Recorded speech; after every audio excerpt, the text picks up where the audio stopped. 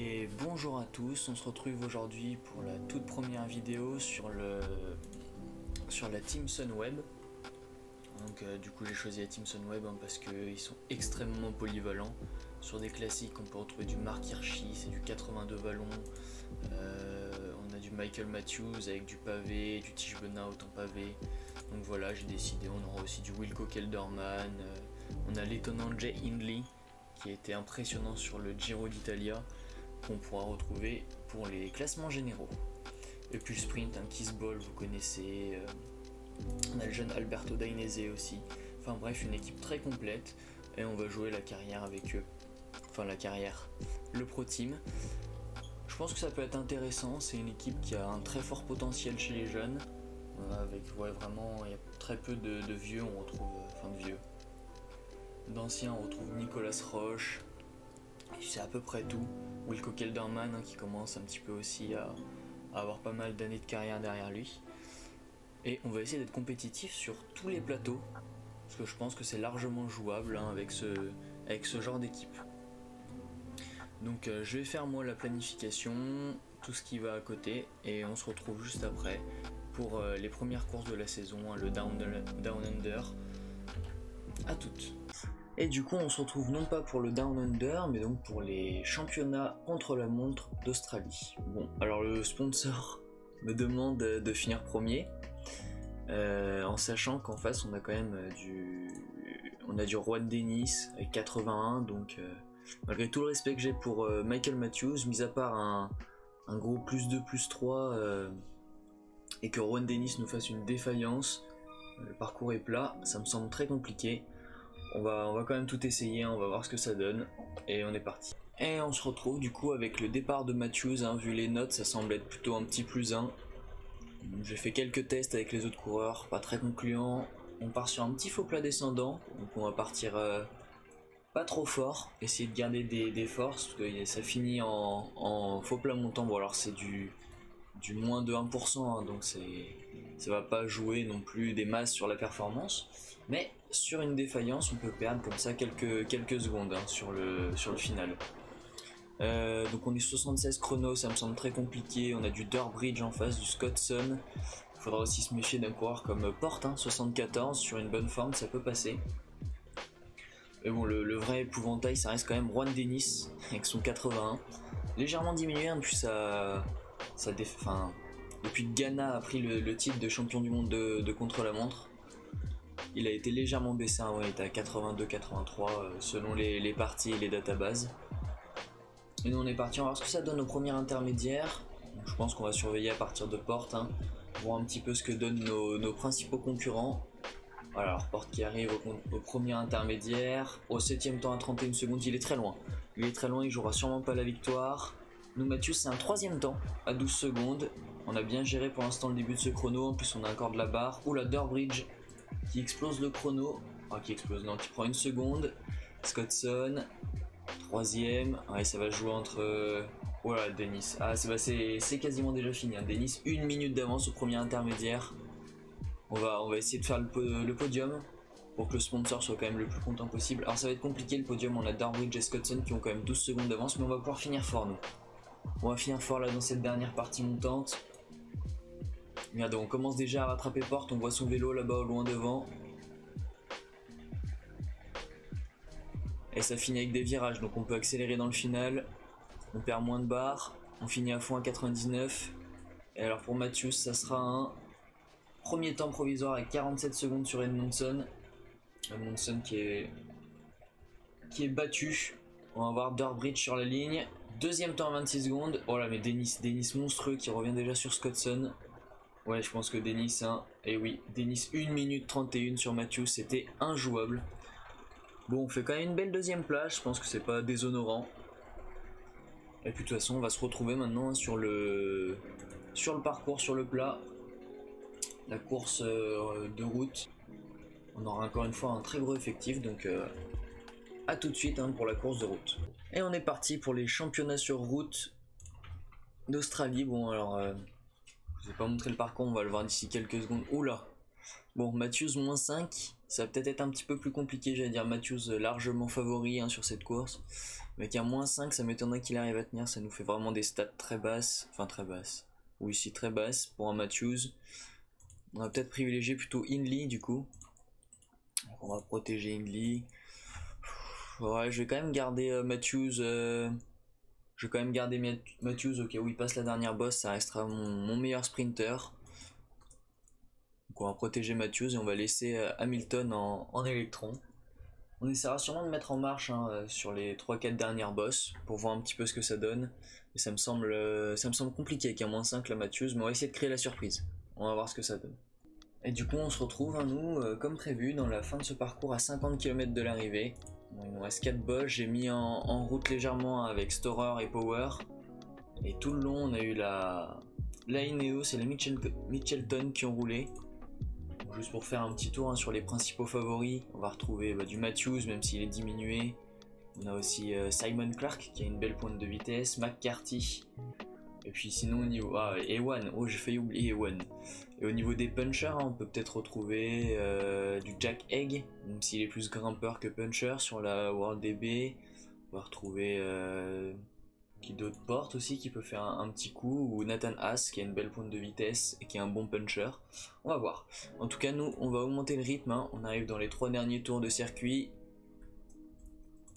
On va essayer de garder Matthews le plus longtemps possible en protection sur Hindley. Si jamais Matthews passe, hein, on essaiera de le faire accrocher un podium parce que le sponsor, hein, lui, veut un top 5 sur celle-là. On va bientôt reprendre les 2 échappés devant. Top 5 me semble largement jouable, même avec quelqu'un comme Hindley, qui a quand même vraiment une belle accélération à 77. On peut peut-être les lâcher dans les premières pentes là qui sont assez compliquées. Mais avant tout ça, il va falloir commencer par écrémer un petit peu là, le peloton. Il y a encore trop de coéquipiers, trop de monde autour des leaders. Il faut y aller, il faudrait qu'on soit a priori à une trentaine hein, sur la dernière bosse pour pouvoir attaquer, qu'il n'y ait pas grand monde pour nous rouler dessus. Sinon ça me semble vraiment compliqué.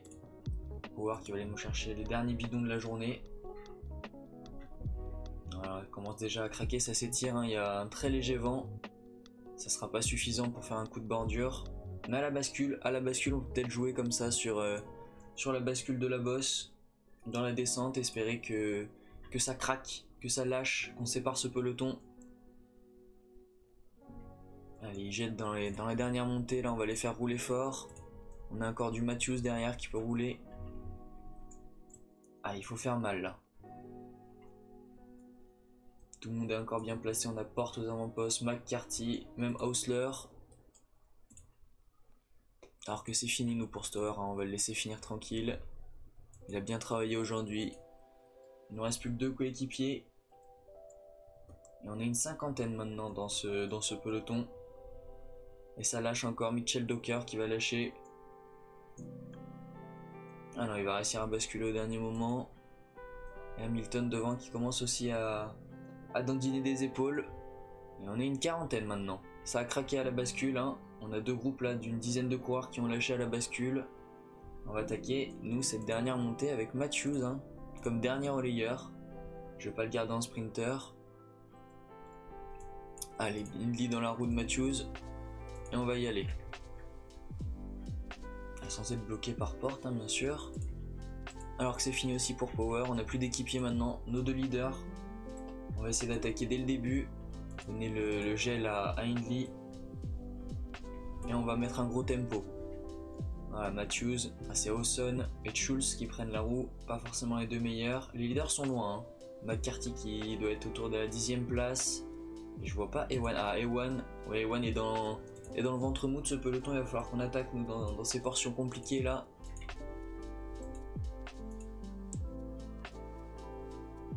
Ah, Hawson qui a eu du mal à prendre la roue. On va tenter avec Hindley. Surtout pas rouler sur Hindley avec Matthews. On va le laisser se faire reprendre. Allez, c'est parti. C'est maintenant que ça va se jouer. Est-ce que je peux prendre la roue peut-être de McCarthy? Et Hindley qui fait un gros travail, hein. S'il arrive à basculer avec cette avance, c'est peut-être jouable. Il va se faire reprendre juste avant de basculer. Allez, allez, allez, allez. Il faut arriver dans cette descente. Oh, ça semble compliqué là quand même pour Hindley. 3 km 10 secondes. C'est peut-être jouable. Meilleur qui roule derrière. Jacket qui dandine des épaules, c'est peut-être joué. Hengli après sa merveilleuse performance hein, sur le Giro. Et One qui attaque. Ah, j'ai pas réagi assez vite. Est-ce qu'il va nous passer sur la ligne? Ça semble bon pour Hengli, on lève pas les bras. Et Hengli, nouveau champion d'Australie, juste devant Ewana. Heureusement que la ligne s'arrête là parce que 20 mètres de plus. Et on se fait manger par Caleb. Matthews qui finit dans le peloton, lui avec un -5, c'était compliqué. Très belle attaque hein, de Hengli qui a réussi à lâcher tout le monde dans la dernière bosse. Parfait, tactique parfaite. Et on se retrouve pour la start list pour ce Tour de l'Under. Bon, alors vous voyez, hein, j'ai mis Burnout en leader, je pense que 77 ça doit être jouable en début de saison. Et le sponsor nous demande un top 3. Alors Burnout je l'ai fait accompagner d'un petit Pedersen pour l'aider. Hein. Et aussi du jeune Ilan van de Wilder. Alors, je suis désolé pour les prononciations, je suis pas un spécialiste des prononciations. Et sur les sprints, on va retrouver donc encore Casper Pedersen qui a une belle pointe de vitesse, Nikias Arndt qui va peut-être être poisson pilote, et bien sûr Kisbol, hein, Kisbol qui est le sprinter avec Matthews, le sprinter de cette équipe. Et on se retrouve d'ici quelques instants pour le départ. Et on est parti hein, sur ces premières étapes du Down Under qui comme d'habitude vont être assez plates, hein, on va jouer pour Ball. Kisball, j'aimerais bien quand même arriver jusqu'à cette petite étape 3 hein, qui me semble est légèrement vallonnée. En attendant, nous on est parti, on va se retrouver indirectement dans le final avec un petit +1 pour Kisball. On va regarder la start list et après on se retrouvera pour le sprint. Alors ouais, on a du Peter Sagan, hein. Les sprints vont être disputés. Alex Aramburu, même si c'est un peu moins bon. Iwan, bien sûr, Sam Bennett, ah oui, il y a du beau monde quand même. Arnaud Demar, Chronowagen, Trentin, Christophe, ouais d'accord, donc ça va être compliqué même avec un sprinter de l'académie de l'académie de Kisball, ça va être quand même compliqué de faire une petite win. On va essayer, on a quand même plusieurs étapes hein, sur le Down Under, on va voir ce que ça donne. On se retrouve dans le final. Et on se retrouve donc dans le final, on va construire un petit peu notre train. On va faire rouler les deux petits jeunes, hein, Salmon et Kevin Vermaak. Je pense qu'on va garder quand même Van Wilder et Burnout pour le classement général, qui vont s'accrocher hein, suffisamment pour pas être lâchés dans ces derniers kilomètres. Et nous on met en marche tout simplement hein, derrière, même si ça va pas rouler fort. On va commencer dans un premier temps par revenir sur les deux hommes, c'était Juul Jensen et Ede. Et on est parti, nous on met en marche Salmon. J'ai pas joué les sprints intermédiaires, il y avait deux échappés devant pour 2 points. Quand on voit les monstres qu'il y a, ça allait être compliqué. Alors Bennett qui est amené par Jacobsen, ça fait quand même du très beau poisson pilote ça. Hein. Vraiment du très beau poisson pilote et ça roule fort. Ça roule fort là déjà pour la team Lotto Soudal et Ewan. On va voir ce que ça peut donner, un petit sprint, le premier sprint avec Kisball. On espère avoir autant de réussite hein, que sur les championnats sur route d'Australie et venir chercher une première victoire. Ça va bientôt être à Vermaak de passer devant. Salmon qui a du mal à se faufiler pour remonter, en même temps on voit ses stats, hein, c'est pas le plus grand rouleur mais il est encore jeune, on espère le faire progresser. Puis en face c'est quand même du Tim Wellens, du McNulty, du De Gent, c'est pas n'importe qui, c'est déjà beau qu'il soit là. Allez, on va faire passer nous Vermaak et c'est fini hein. Salmon tu peux rentrer, calme-toi, on t'attendra dans le bus à la fin. Va falloir rouler fort, là on arrive dans les 3 derniers kilomètres, on donne le gène à tout le monde. Nikias Arndt qui va être notre premier lanceur. Ah, j'ai peut-être un peu tardé à mettre en route, gêne personne. Pedersen qui va lancer. Et Kisball maintenant qui produit l'effort. Ah, j'ai mal géré la course, j'ai lancé Kisball trop tard, c'est Pedersen qui va faire la meilleure place. Belle victoire d'Ewan, imbattable en général hein, en début de saison sur ces routes. On a une belle suite de Pedersen là, avec Casper Pedersen et Mats Pedersen, et nous on vient finir 8ème avec Ball. J'ai très mal géré le sprint, on espérera faire mieux sur la prochaine étape. Et nous voilà donc sur cette deuxième étape du Down Under, donc encore une étape qui est sûrement promise à des sprinters, mais peut-être plus des sprinters punchers que dans la première étape, ou avec Salmon +4. J'aurais préféré que ça nous arrive sur un petit Kisball. qui lui par contre a un -4. Ah, c'est terrible. C'est terrible, ça va être encore dur de jouer. On va peut-être pas jouer avec lui du coup. On a un beau Casper Pedersen, hein, parce que vous voyez, ça finit sur un faux plat montant. On doit pas être loin d'avoir des 3-4%. Je sais pas, je me souviens plus du final. On va peut-être jouer ça pour Casper ou peut-être pour Tish Burnout. On va voir. On va voir. On se retrouve à la fin pour voir avec qui on joue le sprint.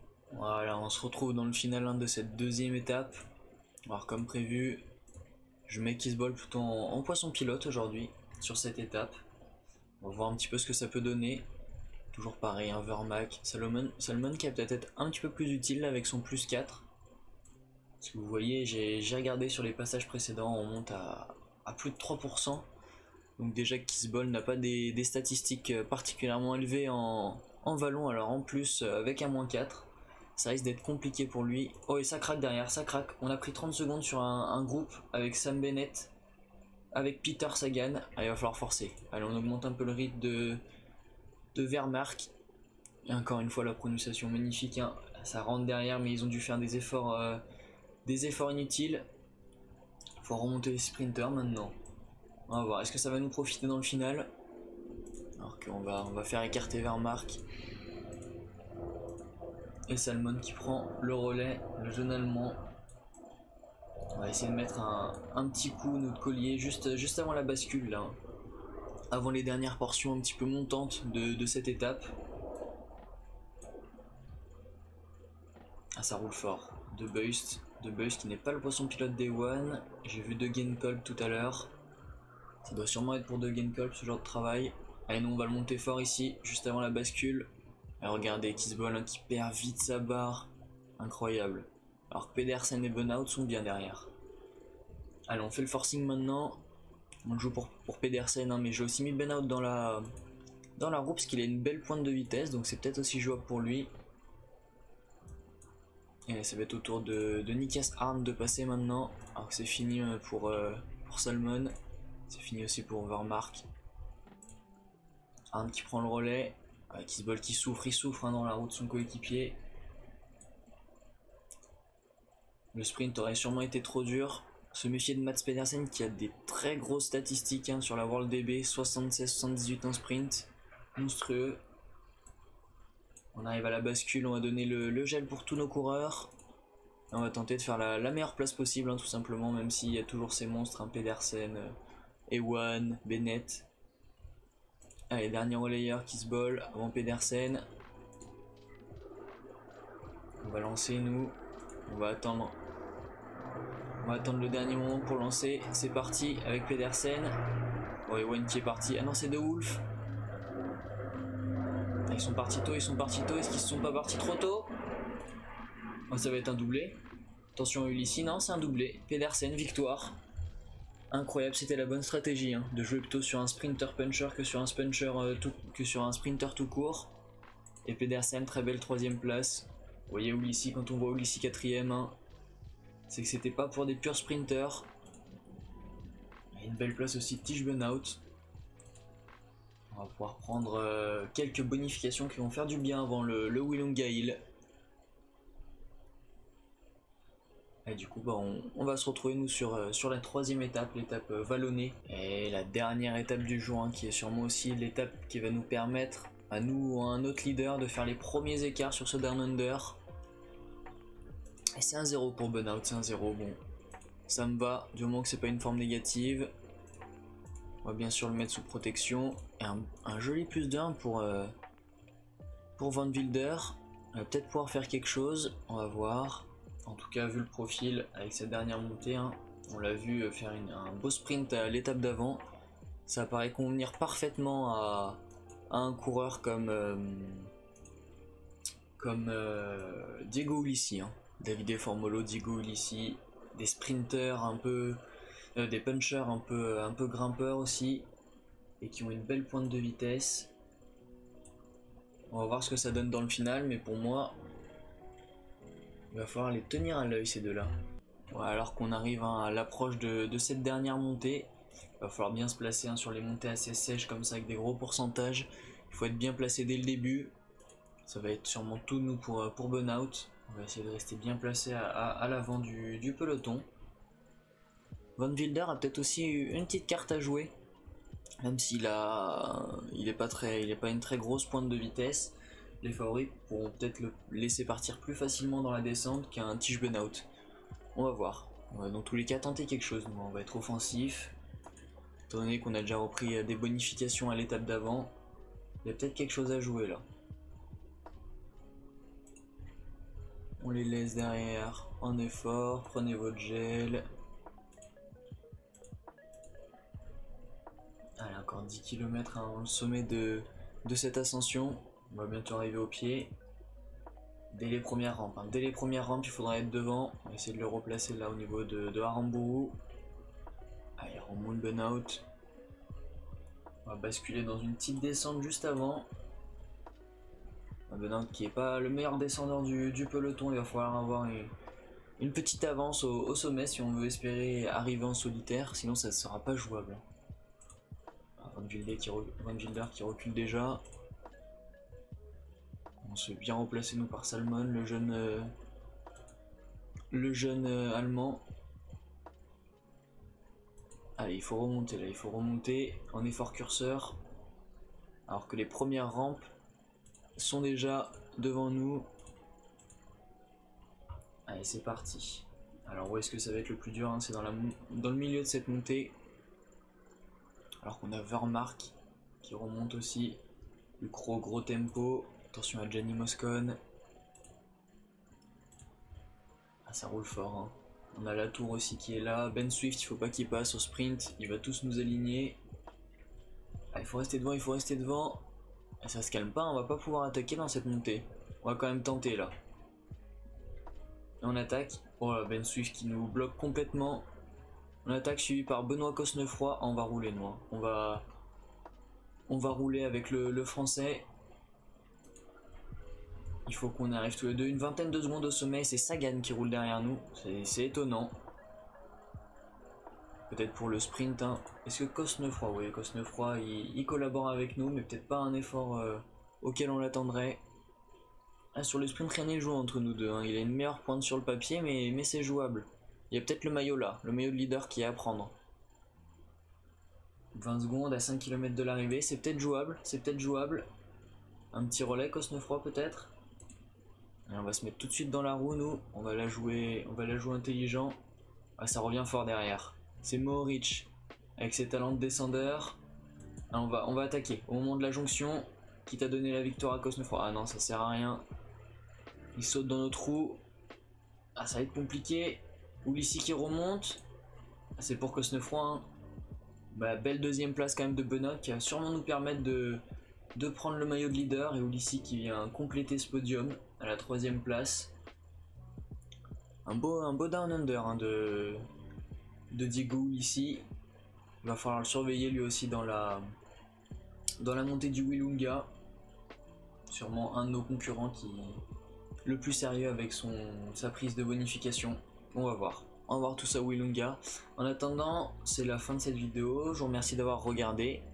Et puis je vous dis à la prochaine pour la fin de ce Down Under avec Benoît et ses équipiers. Voilà, merci d'avoir regardé.